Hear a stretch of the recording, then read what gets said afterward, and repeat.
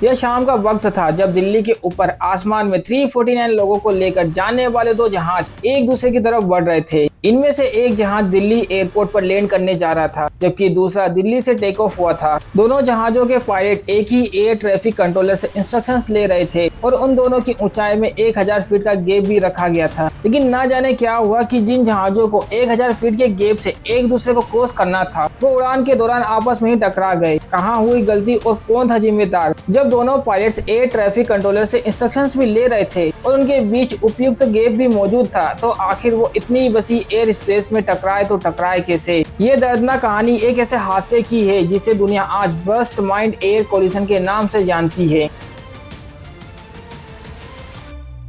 दोस्तों, क्या आपको मालूम है कि हर गुजरते मिनट आसमान में 15,000 से 25,000 जहाजें होते ही होते हैं। फ्लाइट रेडार के मुताबिक अगर टोटल फ्लाइट्स की बात की जाए तो रोजाना दुनिया में 1 लाख से भी ज्यादा फ्लाइट्स लैंड करती है। तो सवाल यह पैदा होता है कि अगर हर वक्त आसमान में इतने ज्यादा जहाज होते हैं तो वह आपस में टकराते क्यों नहीं है? इसका जवाब है एयर ट्रैफिक कंट्रोलर और आसमान में बने एयरबेस। जिस तरह जमीन पर हाईवेज होते हैं, उसी तरह आसमान पर भी इमेजिनरी एयरबेस होते हैं और एयर ट्रैफिक कंट्रोलर जहाजों को उन एयरबेस पर ही जिनके अलग अलग रूल्स होते हैं उन्हें मैनेज करते हैं। मिसाल के तौर पर UM688 नामी एयरबेस यूरोप को एशिया से कनेक्ट करता है। इस एयरवे पर जो फ्लाइट ईस्ट बाउंड है, यानी जो यूरोप से दुबई फिर इंडिया और चाइना जाती है, उनके एल्टीट्यूड को ओड नंबर पर रखा जाता है। 35,000 फीट, 37,000 फीट और 39,000 फीट। इसी एयरबेस पर जो ट्रैफिक वेस्ट बाउंड होते हैं, यानी जो वापस यूरोप जा रहे होते हैं, उसे इवन नंबर के एल्टीट्यूड पर रखा जाता है। 34,000 फीट, 36,000 फीट और 38,000 फीट।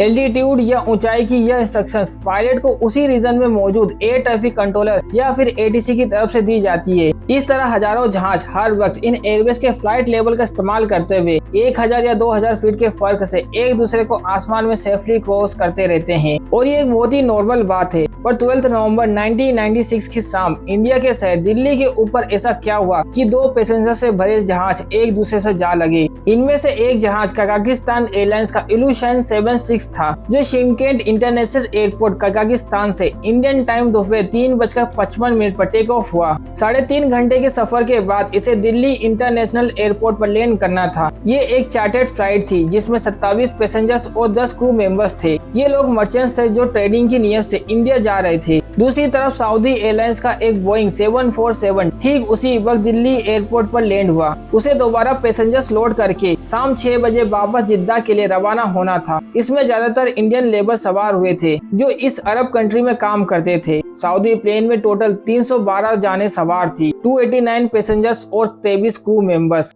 देखा जाए तो इन दोनों फ्लाइट्स ने शायद कभी एक दूसरे को देखा भी नहीं होगा। इनकी टाइमिंग भी अलग है और इनकी मंजिल भी अलग है।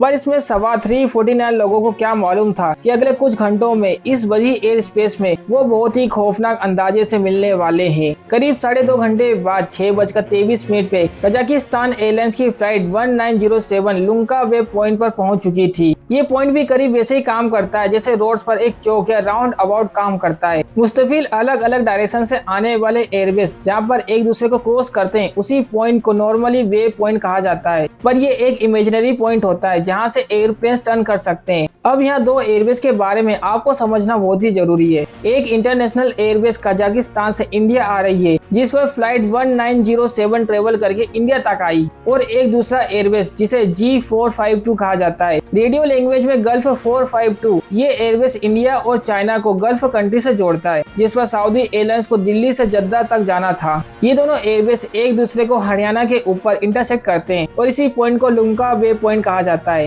ये पॉइंट दिल्ली एयरपोर्ट के वेस्ट में 328 किलोमीटर दूर है। इन दोनों एयरबेस पर सफर करने वाले किसी भी जहाज को अगर दिल्ली में लैंड करना है तो वह लुंका वे पॉइंट से एक दूसरे छोटे एयरबेस पर चढ़ेंगे, जिसको दिल्ली स्टार कहा जाता है। 6:23 पर कजाकिस्तान एयरलाइन की फ्लाइट 1907 जब लुंका वे पॉइंट पर पहुंची तो उसके क्रू ने दिल्ली ATC से बात की और दिल्ली स्टार रूट पर आने की परमिशन मांगी। उस वक्त उसकी ऊंचाई 25,000 फीट थी और दिल्ली ATC ने उसको फ्लाइट लेवल 200 या फिर 20,000 फीट की परमिशन दे दी। अब फ्लाइट 1907 इंटरनेशनल एयरवेज से उतरकर दिल्ली स्टार पर चढ़ गई और अपना एल्टीट्यूड 20,000 फीट कर लिया। ठीक उसी वक्त 6:32 पे सऊदी एयरलाइंस का Boeing 747 flight SB763 Delhi air traffic controller की परमिशन मिलने पर टेक ऑफ कर गया।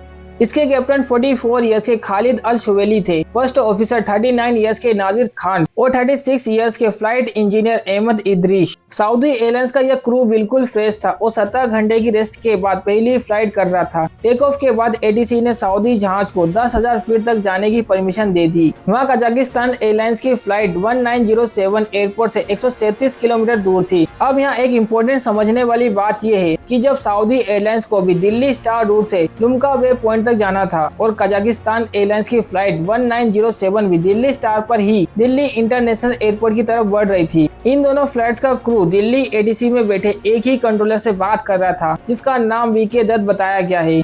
ये दोनों आपस में टकरा ना जाए, इसके लिए वीके दत्त का काम इन दोनों को दिल्ली स्टार फ्लाइट पाथ पर ही अलग अलग एल्टीट्यूड पर रखना था। 6:34 पे दत्ता ने कजाक प्लेन को 15,000 फीट तक नीचे उतरने की इजाजत दे दी। इस वक्त वह दिल्ली से 100 किलोमीटर दूर थे। 2 मिनट बाद 6:36 पर दत्ता ने सऊदी प्लेन को, जो पहले 10,000 फीट पर था, अब 14,000 फीट की परमिशन दे दी। दोनों एक ही फ्लाइट पाथ दिल्ली स्टार पर एक दूसरे के आमने सामने थे, लेकिन 1,000 फीट के गैप से 6:38 पर सऊदी क्रू ने दत्ता को रिपोर्ट किया कि वह 14,000 फीट तक पहुंच चुके हैं और उन्होंने और ऊपर जाने की परमिशन मांगी। लेकिन क्योंकि उनके सामने कजाक प्लेन 1,000 फीट की गैप से उनको ऊपर से क्रॉस करेगा, इसी वजह से वीके दत्त ने सऊदी प्लेन को फिलहाल 14,000 फीट का एल्टीट्यूड ही होल्ड करने को कहा, जिस पर सऊदी प्लेन के फर्स्ट ऑफिसर ने जवाब दिया, सऊदी SB763 विल मेंटेन 140 मतलब 14,000 फीट।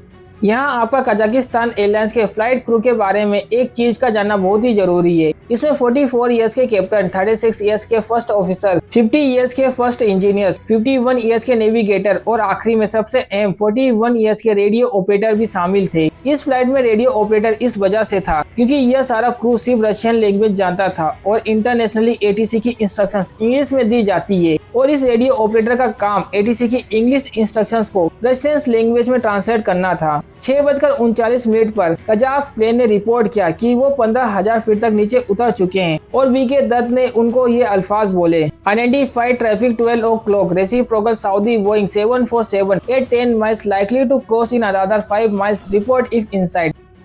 इसका सीधा साधा मतलब था कि आपके 12 o'clock यानी आपके बिल्कुल सामने सऊदी एयरलाइंस का एक बोइंग 747 उल्टी दिशा में आ रहा है। वो आपसे 10 नॉटिकल माइल्स तकरीबन 18.5 किलोमीटर दूर है। अंदाजन वह अगले 5 नॉटिकल माइल्स में आपके रास्ते को क्रॉस कर जाएगा। अगर आप उस जहाज को अपनी आंखों से देखें तो हमें खबर करें। पर कजाक एयरलाइन के रेडियो ऑपरेटर को ये मैसेज सही से समझ नहीं आया तो उसने क्लासिफिकेशन मांगी, जिस पर दत्ता ने जवाब दिया, traffic is at 8 miles level 140 यानी 8 नॉटिकल माइल्स दूर जहाज है जिसका एल्टीट्यूड 140 फीट है। इस पर कजाक प्लेन के रेडियो ऑपरेटर ने कहा, acknowledge the update now looking 1907 यानी उसने इस बात को नोट कर लिया। इस मैसेज को आए अभी आधा मिनट भी नहीं गुजरा था कि एटीसी पर एक और मैसेज आता है। यूएस एयरफोर्स की एक कार्गो फ्लाइट भी वहीं आसपास थी। उन्होंने दिल्ली एटीसी को ये बताया कि उन्होंने अपने सामने एक बहुत बड़ा धमाका देखा है। दत्ता ने फौरन सऊदी और कजाक फ्लाइट से राब्ता करने की कोशिश की, लेकिन आगे से कोई जवाब नहीं आया।